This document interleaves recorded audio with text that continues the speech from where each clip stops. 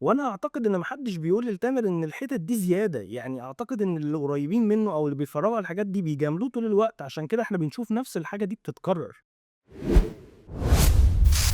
أهلا بيكم في حلقة جديدة من برنامج ريل دراما. حلقة النهاردة عن مراجعة فيلم ريستارت، وقبل ما نبدأ المراجعة عايز أقول إن طول الوقت بتجنب أتكلم على الأعمال العربي منعا للإحراج وتجنبا للمشاكل، لكن أنا قررت أتكلم في الحلقة دي عشان أنا واحد من جمهور تامر حسني، وده بعيدا عن كل النقد الفني والتحليل وكل اللي هيتقال في الحلقة. قصة الفيلم باختصار بتدور حوالين المهندس محمد عبد الغفار، الشاب المكافح اللي عايش في مكان شعبي بسيط وخاطب بنت بيحبها بقاله فترة طويلة ومش عارف يتجوزها عشان ظروف الحياة والمعيشة الصعبة، وزيه زي أي شاب مصري عنده تحديات كبيرة عشان يقدر يوصل لهدفه وأحلامه، لكن طبعا بسبب الظروف المعيشية ما بيقدرش يوصل لكل ده عشان يتحط في أول مفترض طرق واختبار حقيقي لما المشروع الخيري اللي قدمه عشان يساعد بيه كل المصريين ما بيلاقيش أي قبول شعبي ولا حد مهتم بيه. ومن هنا بيجي أول منعرض في الفيلم لما أسرته بتقترح عليه إن هم كمان يقتحموا الترند بحاجة غريبة ومش مألوفة عشان يتشهروا ويودعوا الفقر زي كل اللي عمل زيهم، لحد ما بيواجه نتائج أفعاله وتنازلاته، فبالتالي بياخد قرارات بتبقى صح بتبقى غلط. مش هنحرق الفيلم لحد ما بيقدر يحقق الهدف بتاعه في النهاية. قصة بسيطة، والشخصيات اللي في الفيلم كلهم يعتبر دوافعهم تكاد تكون معدومة ما عدا شخصية البطل اللي عنده دافع واحد بس بسيط، إنه يتجوز خطيبته. الفيلم كان فيه بعض المناطق اللي دمها خفيف جدا وإفيهات ظريفة، ومقارنة بآخر فيلمين عملهم تامر فالقصة ماشية بسرد إلى حد ما مظبوط. كمان الكوميديا كان إلى حد ما برضو أفضل من الفيلمين اللي فاتوا بكتير، وجود باسم سمرة وجود محمد ثروت، أنا الزاهد برضو حضورها كان جميل، وتامر في المناطق اللي كان فيها كوميديا كان لعبها بشكل جميل. لو هتكلم على أداء تامر في الفيلم فهو مش الأفضل في أفلامه، لكن برضو هو جيد نسبيا بالنسبة للفيلمين اللي فاتوا. من إيجابيات الفيلم إن كان فيه بعض الإفيهات حلوة ومبتكرة وكان دمها خفيف فعلا. كمان من ضمن إيجابيات الفيلم أغاني تامر كعادة أفلامه اللي بتتميز إن كل فيلم لازم يكون فيه أغنية أو اتنين بيعلموا مع المشاهد. ندخل بقى على السلبيات، وده السبب أصلا إن أنا عامل الفيديو. لو هنتكلم على قصة الفيلم فهي مكررة واتقدمت أكتر من مرة. فكرة السوشيال ميديا وتأثيرها السلبي على الناس وإظهارها الجانب السيء من البني آدمين اتطرحت في أكتر من عمل قبل كده، لكن بما إن الفيلم كوميدي فإحنا ممكن نتغاضى عن الفكرة العامة ونركز على الكوميديا أكتر. لكن المشكلة إن معظم الحبكات والأحداث اللي حصلت تفتقر تماما للمنطق. اللي أنا أعرفه لما بنيجي ندخل رهان على الكوميديا ضد المنطق لازم الكوميديا تبقى عالية جدا، لأنها لو خيشت منك الموضوع هيبقى سخيف وهتخسر المنطق وهتخسر الكوميديا، وده اللي حصل في كتير جدا من مشاهد الفيلم. اخترنا وراهنا على جانب الكوميديا لكن كانت قلشة معظم الوقت. وأحد المشاكل الكبيرة جدا اللي كانت مضايقاني طول الفيلم فكرة الوعظ المبالغ فيه، فكرة الدراما المحشورة عشان نقول كلام كبير وكلام مهم واحنا اصلا بنعمل فيلم كوميدي بسيط. التضارب ده دايما موجود عندنا في الصناعة في مصر. احنا عايزين نعمل فيلم بيجذب الجمهور، فيلم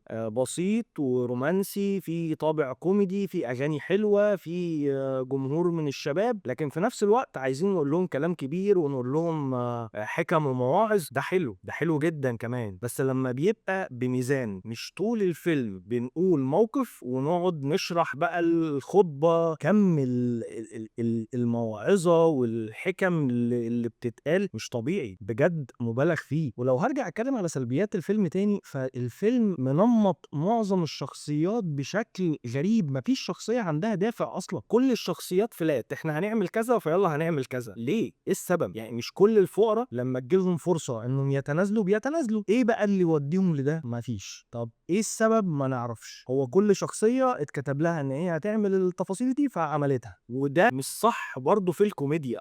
الكوميديا ممكن يعني نخفف شوية حدة الدراما فيها بس مش لدرجة التسطيح المبالغ فيه. يعني فكرة ان باسم سمرة طالع الشرير المستغل بس وفجأة بيتحول بيبقى عادي طيب برضه ما شغال. محمد ثروت شخصيته من الاول مش مفهومة وفجأة بقى متنازل وبيتعامل ان هو رخيص وبايع نفسه باي مصلحة عشان الفلوس، ايه السبب؟ ما نعرفش. هنا الزاهد برضو يعني انا حسيت وانا بتفرج عايزة تعمل حاجة بس مفيش، يعني مفيش مساحات اصلا، يعني مفيش حاجه تتعمل. يعني انا شايف ان في اجتهاد بيحصل من الممثلين، في حاجه عايزه تطلع بس الدنيا محدوده قوي. قصه نمطيه، مفيش تحدي عند اي حد انه يعمل اي حاجه. التحديات كلها في الافيهات الغريبه، في الرهانات اللي معظمها انا بالنسبه لي انا خسران، ما اتبسطتش ولا ضحكت في معظم الافيهات دي. لكن في المجمل ممكن نقول ان الفيلم متوسط، مقبول. انا يمكن ما حبيتش اخر فيلمين لتامر حسني، اللي هو بحبك او بحبك، اللي احنا لحد الان مش عارفين اسمه برضه، وفيلم تاج، ما حبيتهمش خالص، مش تامر حسني اصلا. لكن في فيلم ريستارت انا كنت مستبشر خير جدا، خصوصا من انطباع الناس وارائهم على السوشيال ميديا ان الفيلم حلو وان الفيلم كوميدي ومختلف عن الفيلمين اللي فاتوا، فده حمسني جدا ان انا ادخل اتفرج على الفيلم. انا وحشني ان ادخل اتفرج على فيلم لتامر حسني وابقى مبسوط واضحك. اعتقد ان اخر فيلم انا ضحكت وانا بتفرج عليه لتامر حسني كان فيلم البدله، وفي الفيلم ده بالتحديد كان رهان الكوميديا عن المنطق مقبول وكان حلو. طبعا في تشابه بين الفيلم ده وفيلم البدله في فكره ان البطل عنده مشروع عايز يقدمه، بيواجه صعوبه في تقبل الناس ليه ومش قادر يحققه، نفس التفصيله بالظبط منقوله من هنا لهنا. طبعا انا هنا ما اقدرش الوم السيناريو بشكل كبير ولا الوم الاخراج، لان انا عارف الدنيا بتدور ازاي، او الشغلانه نفسها لما بتشتغل مع ميجا ستار او بتشتغل مع نجم كبير عنده جمهوره وهو بيحاول يحط روحه طول الوقت عشان ما يبقاش مختلف عن الاعمال اللي فاتت. وخصوصا تامر بيراعي جدا ان